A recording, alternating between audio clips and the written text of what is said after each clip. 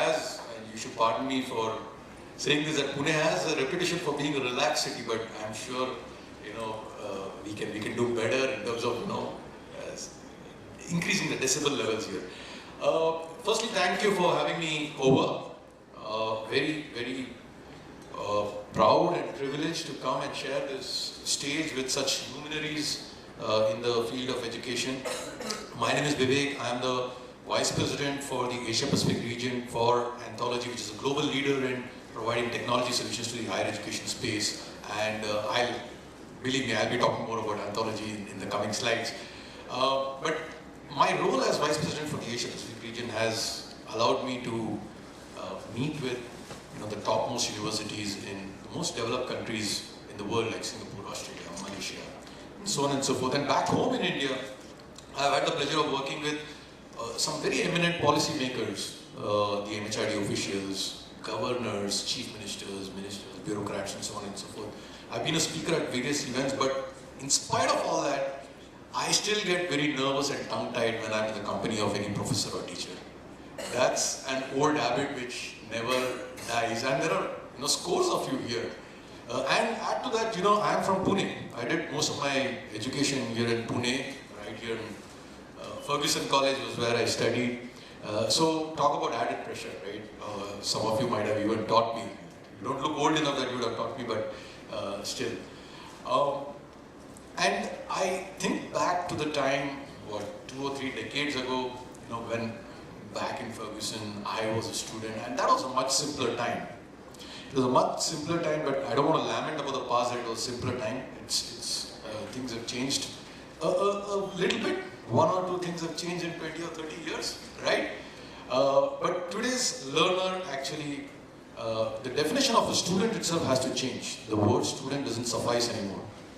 A learner, today, when we talk about a student, we think about a person doing the learning in the 4 wheels of an institute or a college. But a learner today is, you and I can be learners as a professional. I need to keep learning new stuff so that I'm qualified enough to come and address this erudite crowd. But learner can be anybody, right? It can be we are doing and executing projects for lawmakers of the country.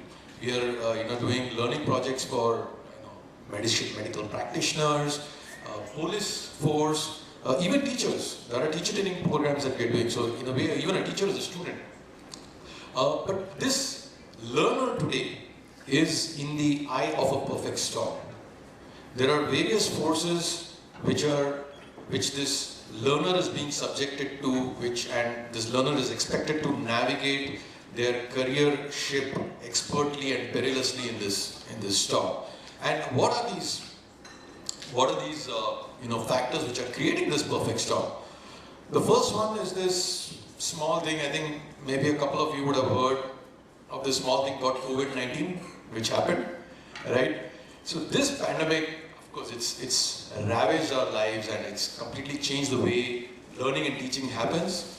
Things that we thought would happen 10 years down the line, they are right now here and they're mainstream. And even though our lives are now coming and creeping back to normalcy, learning is never going to be the same again. It's never going to go back to pre-COVID. It's changed forever. And the learner is expected to adapt to this change. Then you've got something like any National Education Policy 2020, which is an extremely positive direction, policy change that lawmakers have made, which is going to fundamentally change the way teaching and education learning happens in the country. And no doubt the learner will be expected to adapt to the new way of teaching and learning. There is a crisis of employability. I think one of the previous speakers spoke about it, where we, and I use the word we because I consider ourselves as a part of the education fraternity. We provide education, we provide technology for yourselves to run your institutions better. So I count ourselves as a fraternity where we have probably not done as good a job of ensuring that our students pass out with the skills which the industry needs and requires. And hence there is an employability crisis. I think the figures are like 47% of graduates were employable in 2019. That's gone from 46, now 45 last year. And there is obviously a big gap, and today's student needs to needs to look at things outside their curriculum, to outside the available means that an institute provides to enhance their skills so that they become employable.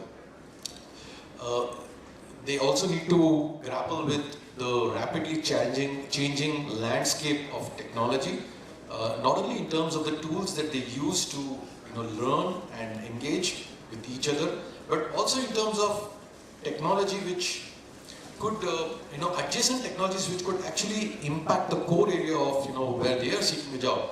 For example, if a student is learning, the basics of finance, to become a financial advisor, it's not enough just to be an expert financial person anymore in today's world.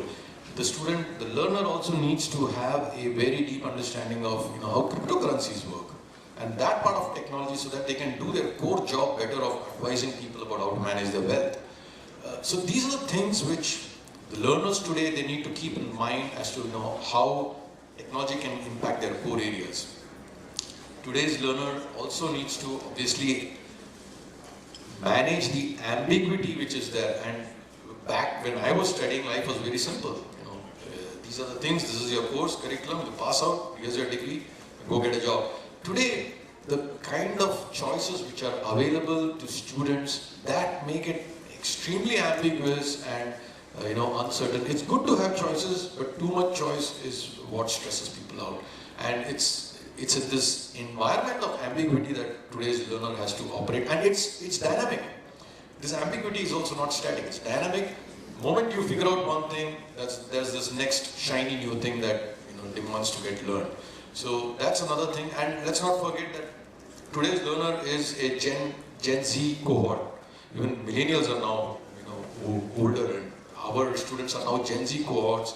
They come with this reputation, whether it's ill-founded or not, but they come with this reputation of, having a sense of entitlement, wanting instant gratification, low spans of attention, but more importantly, what they demand is a superlative experience in terms of learning, because they are exposed to this kind of excellent experience in other facets of their lives, whether it's ordering groceries at the tip of finger, watching any kind of content, movies at the, at the pressing of a button, or applying for a loan, within minutes. That's the kind of experience they expect, and rightfully so.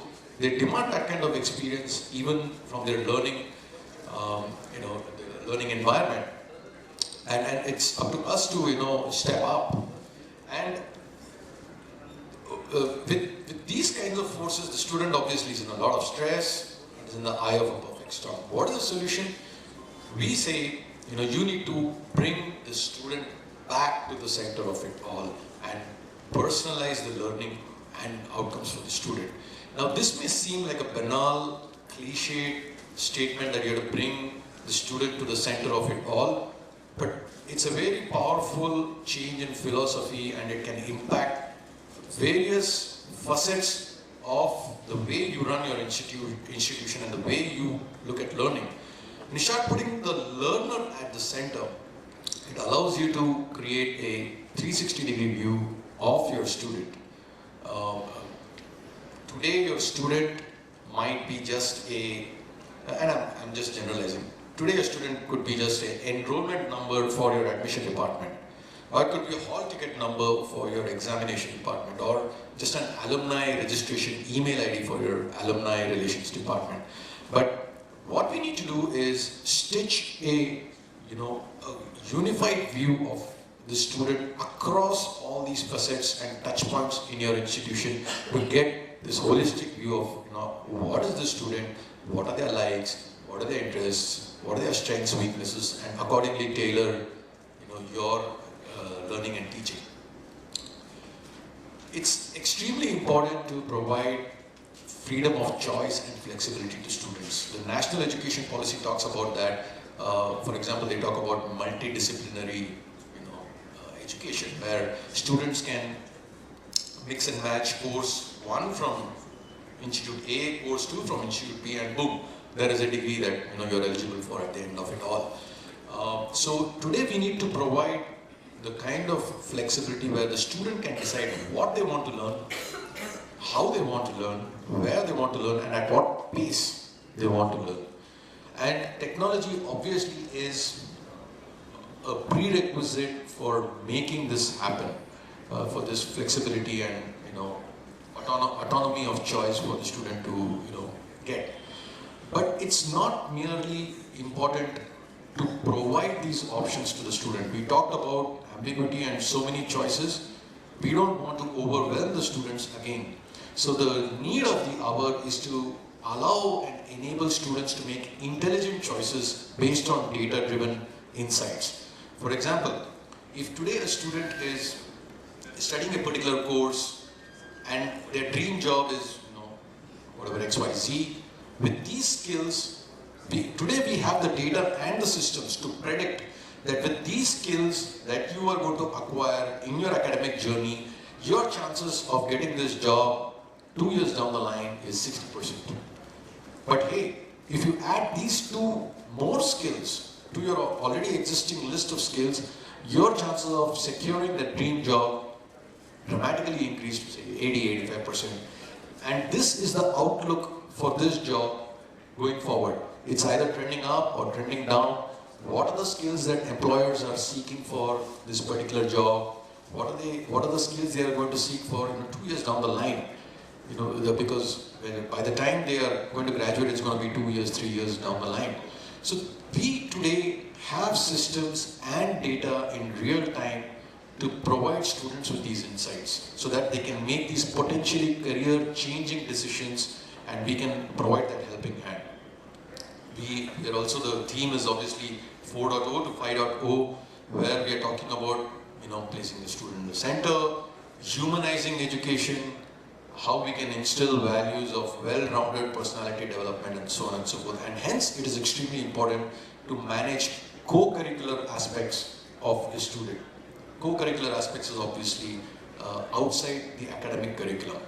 This is a rage. I talked about the different countries that we are executing at least a dozen projects in Singapore, Australia, where co-curricular, or they actually call it student life.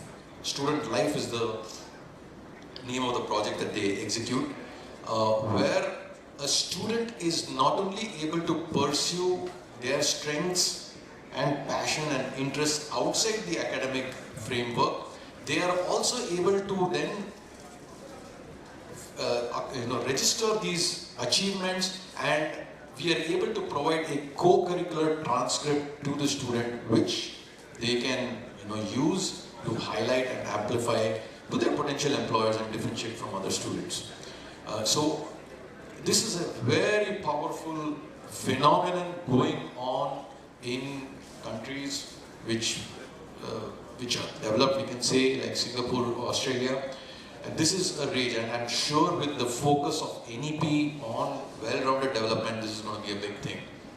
We are also talking about AI ML based engagement. I talked about Gen Z mindset, where attention spans are low, sense of entitlement is high. Today, if a student comes to you and asks for some information, gone are the days where we tell the student, listen, go to this URL, this is your student portal. Oh, by the way, you forgot your password, click on this, there will be an OTP, go to this page. Those days are gone. Gen Z, today, whatever they want, they just ask Siri or Alexa to say it, right? And they expect that kind of service from ourselves, right? From educational institutes. Today we are with our AI ML intelligent chatbots. The student can ask a question in text form on WhatsApp, which is where they practically live their lives, and they can get a response immediately on WhatsApp. Now, where is my next lecture on physics? And who's teaching it? What is my attendance? What is my marks? Etc. All these mundane transactional data that students want, that is provided on fingertips. And we have to be present where the students are, which is things like WhatsApp and Facebook Messenger and so on and so forth. And we have the tools today to do all that. And why we are saying that this is our prescribed 6 pillars across which we can provide personalized education, there is a need to put a very strong technology backbone to support all these initiatives. And that's where my company comes We have a portfolio of 60 odd SaaS solutions, ranging right from admission to alumni, which takes care of each of these facets. I talked about intervention and student engagement. Well, guess what? Our CRM engagement platform does exactly that. I talked about being able to provide flexible career or academic options. Our student information system, Anthology Student, does exactly that. I talked about co-curricular management, Anthology Engage, which you see at the top. The Anthology Engage is what does that. And I talked about learning at your own pace, online, synchronous, asynchronous. Blackboard LMS, our product, does exactly that. We have an array of 60 odd SaaS products. These can be taken up as an integrated platform. That's where the magic happens. But probably a more practical way is that all these are modular solutions. You can choose one, try it out, and then expand it to the other areas. That's what most of our customers have done. And we've been doing this for about 35 years, and we've done this for about 2,100 customers across the world, 2,100 institutes across the world in 80 plus countries, and 150 million users have used our product. And that's an inside joke that if our users were a country, we would actually be the 9th biggest country in the world. But jokes apart, we're very proud to have made a difference to the lives of so many learners globally at scale. And that's what our company is all about. Today, we can claim to be the largest and widest EdTech ecosystem in the world. So we can run your institute wall to wall with all the technologies that we have. This is a very, very representative snapshot of the clients that we work with across the world. In India, we've got significant presence. We have more employees in India today than we have in other parts of the world. We'll be very happy in case this story appeals to you, resonates with you. I'll be very happy to obviously take any questions right now, but you can find me in the breaks. We can chat and see how we can explore some areas. So I don't want to go through each of these logos, but that's what I had. Any questions I'm happy to take, or you can always find me in the break area.